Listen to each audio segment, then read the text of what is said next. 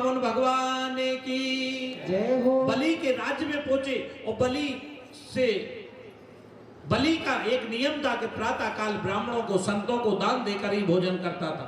उसके यज्ञ में पहुंचे, 3 पग भूमि लिया, 2 पग में सारे ब्रह्मांड को नाप लिया, तीसरे पग में बलि के पीठ को नाप लिया। इस प्रकार से सारे संसार का कल्याण किया, देवी देवताओं का कल्याण किया और इस संसार की रक्षा की। बोले वृंदावन बिहारी लाल की जय हो। उस रक्षा में भगवान ने कहा बलि, अब बोले कि भगवान तो पहरेदार बन गए, आप चलिए और उनको लेकर आइए। लक्ष्मी जी ने थाली में रक्षा बंधन रखा, रेशम का धागा रखा और जाकर के बलि को बांधा। तभी से चलता एन बद्धो बलि राजा दानवेंद्रो महाबला। आज कोई भी यज्ञ होगा तो हाथ में रक्षा बंधन बांधा जाता है, बलि का नाम लिया जाता है, क्योंकि बलि से दुनिया में दानवीर नहीं कहा गया। भगवान भी उनके यहाँ पहरेदारी करते हैं और आज भी 8 लोगों में बलि का आज भी अमरता में नाम आता है। ऐसा भक्त था बलि। 8वें स्कंद की यहां पर कथा समाप्त होती है। बोले वृंदावन बिहारी लाल की जय हो। आइए 9वें स्कंद की कथा प्रारंभ करें और 9वें स्कंद की कथा है श्री राम कथा, सूर्य वंश का वर्णन। सुखदेव जी कह रहे हैं, हे राजा परीक्षित, मैंने आपको सारी कथा सुनाई, अब और क्या सुनाऊं आपको? बोले महाराज सुनाई तो है लेकिन संक्षिप्त में सुनाई है, थोड़ा विस्तार से सुनाई। सुखदेव जी श्री राम कथा सुना रहे। बोले सूर्य वंश में भगवान राम का प्रगटीकरण हुआ। बोले उसमें कौन कौन राजा हुए? बोले महाराज विस्तार से बताइए। सूर्य वंश कहां से चला, कैसे चला, ये मेरी सुनने की विशेष इच्छा है। आज तो सुखदेव जी अपने आप को धन्य मान रहे हैं कि ऐसा भक्त मिला है कि जिसकी कथा में दिन रात वृत्ति लगी हुई है। और ये कथा ऐसे नहीं सुनी गई, 7 दिन लगातार कथा सुनी, एक भी सेकंड के लिए कथा बंद नहीं हुई।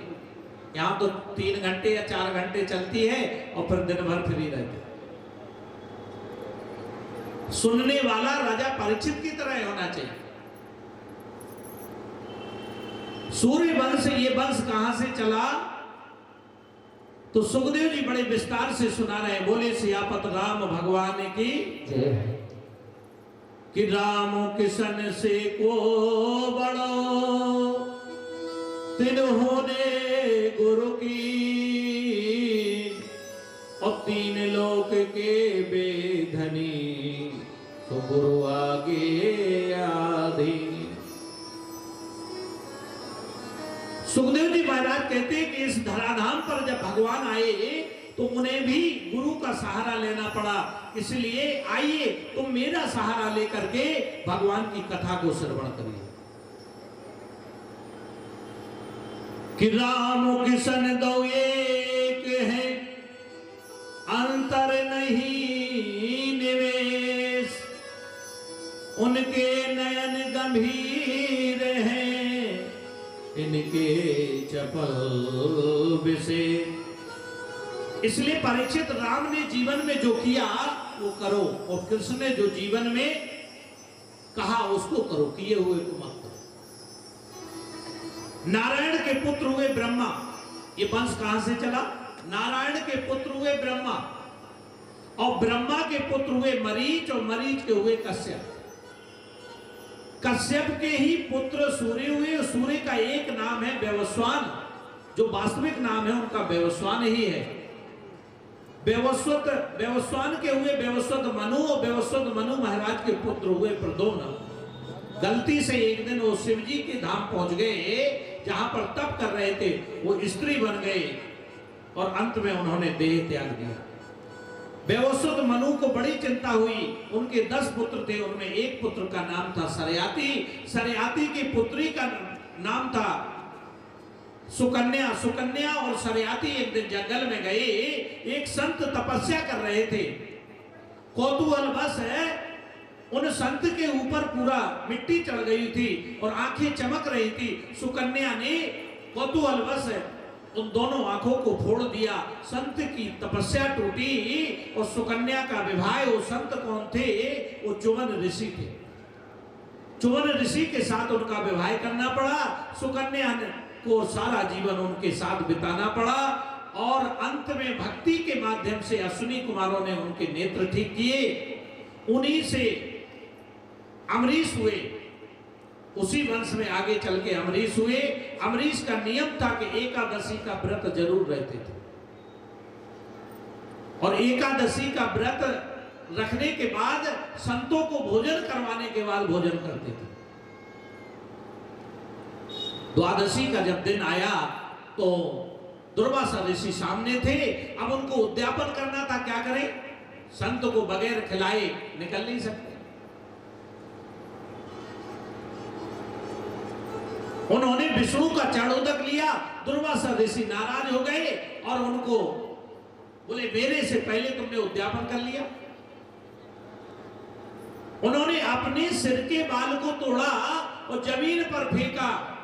एक राक्षसी को प्रकट किया जिसका नाम था पुष्टा। नाम की राक्षसी मारने को दौड़ी तो भगवान विष्णु का चक्र आया और उसका वध किया। वो दुर्वासा की तरफ दौड़ गए।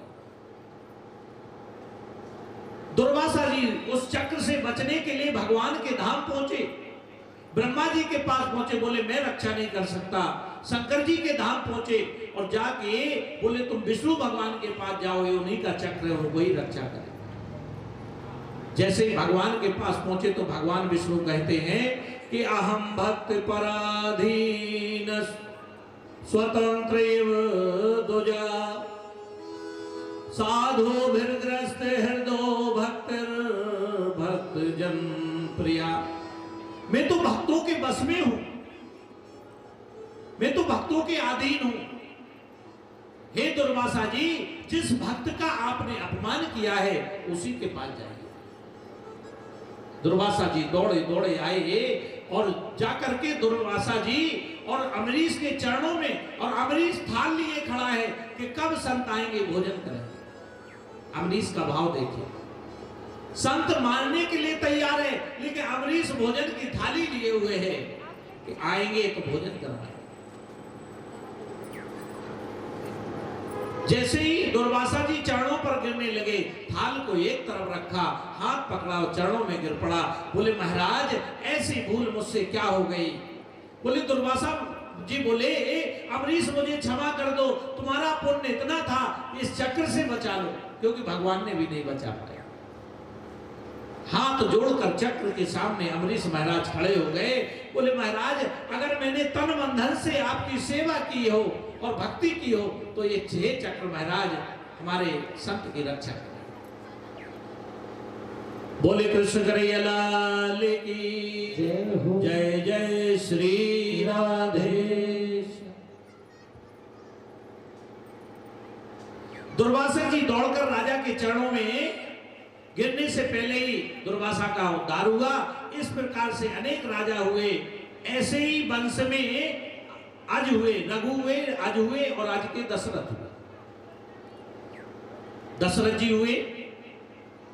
दशरथ जी के अंत में कोई संतान नहीं हुई। बड़ी संक्षिप्त में सुखदेव जी ने कथा कही है, क्योंकि बिना श्री राम भगवान के जन्म किए हुए हम कृष्ण भगवान का जन्म नहीं कर सकते, ऐसा कथा में नहीं आता।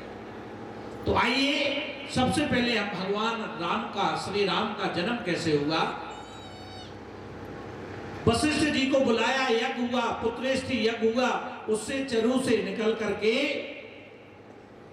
और यज्ञ से खीर निकली। खीर को 3 भागों में बांटा गया, तीनों रानियों को दिया गया। तीनों रानी गर्भवती हुई और 9वें मास में उनके यहां पर भगवान प्रकट हो रहे हैं। आइए हम भी दर्शन करें, भगवान को पुकारें। जिस प्रकार देवता पुकार रहे हैं हम लोग भी प्रार्थना करें और भगवान को आमंत्रित करें कि हे प्रभु आप आइए और आकर के दर्शन दीजिए और मेरे जीवन में सुख को प्राप्त करिए, मेरे हृदय में विराजिए।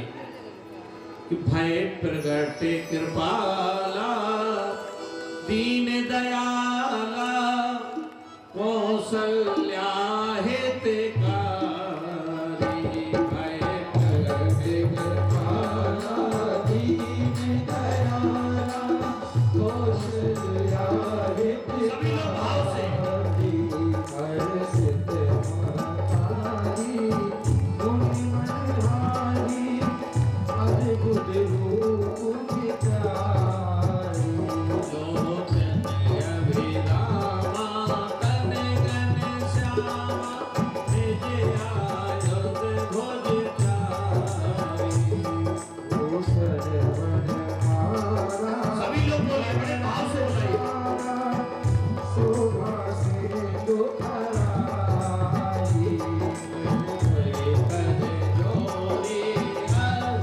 सभी लोग बोलिए